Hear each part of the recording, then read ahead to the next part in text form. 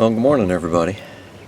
I'm in the midst of my spring preparation on the boat, getting ready to put it to use. Working on the lithium batteries on my Battleborns. Now, over the winter, they've been sitting, last time out I ran them to about half charge and left them sit. The manufacturer suggests that you should charge them all the way to the top. But my experience with lithium batteries is that sitting in the mid-band is not a problem for them. In fact, it's actually probably preferable. So the manufacturer should know their batteries and probably should know better. But that was what I chose to do. I chose to leave them at half. So right now I'm charging them for the first time this season. They did lose a little bit in storage. Based on the voltage chart, the state of charge is about 40%. I think I put them away at 50.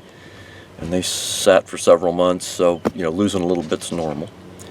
But what I have set up right now is a data logger. I'll show you here in a second. And I'm going to run the charge profile from 50% all the way to the top and get a good look at how my charger operates. I have a Radio Shack meter. It's kind of an old dog, but it still works nice. And one of the things I like about it is it has an RS-232 port, and it'll put data out. So you can see it says it's 13.31. I had to, over time I've had to, laptops no longer have RS-232 ports, only have a USB, so I bought a Triplite USB adapter from an RS-232 standard old school serial port to a USB serial port.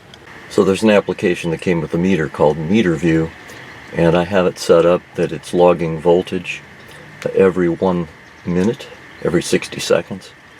And you can see the curve starting to build up. Started at 13.06 volts, we're up to 13.3, and hopefully I can keep this going. And I've got the computer set not to shut off, and hopefully the meter doesn't shut off. The only thing I have to watch is make sure I don't run out of samples.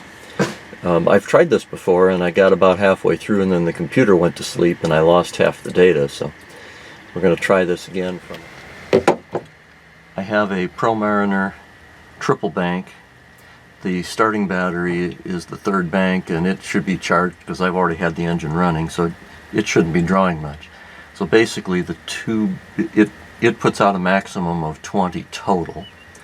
So right now it should really be putting about 10 into each of my batteries. I've picked up only the front battery, so it's basically reading one bank off the charger and the charge profile on one battery, and we'll make the assumption that the second battery should probably be fairly close, but they're independent, isolated charge loops. So for the sake of this recording, I'll just do one. My experience has been, I usually check them with a portable volt ohm meter.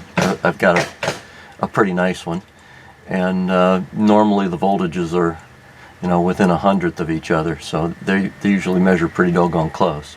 The charge profile is supposed to go, I think it will level out about 14.6, and the batteries have a battery management system inside that equalizes the cells internally, which is why they want you, at least periodically, to take it all the way to the top and let them settle out.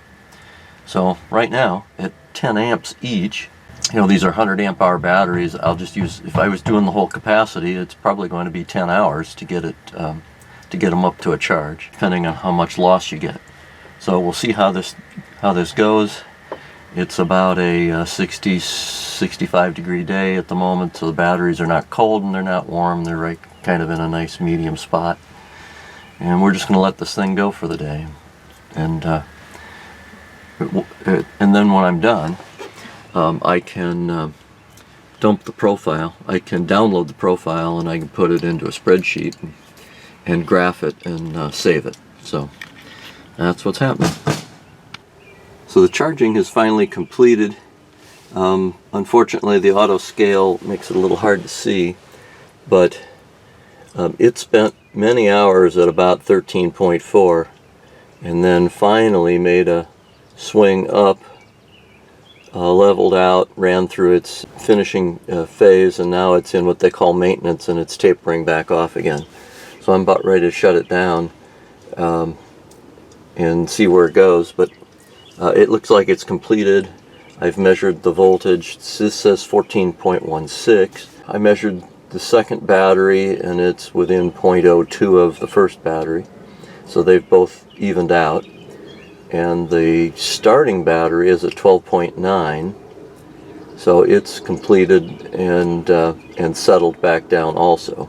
But that's what the full charge looks like, and I don't totally understand why it needed so many hours at 13.4, but that's something for me to dig into.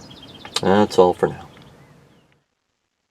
So here's a little better picture of that charge profile with it, the data plotted out so that you can see it in a little more detail. And you can see down on the left side, it started at about 13.1 or 13.05. But as I noted, this Radio Shack meter reads about 0.05-ish low. So it started at about 13.1, popped up to 13.3, sat there for 15 hours-ish. And then as it finished charging, it goes up to 14.4 and levels out at 14.6. And then once the charger decides that it's has dwelled there long enough, it shuts off, and it's got kind of a natural decline at the end, settling back down to its call it resting state.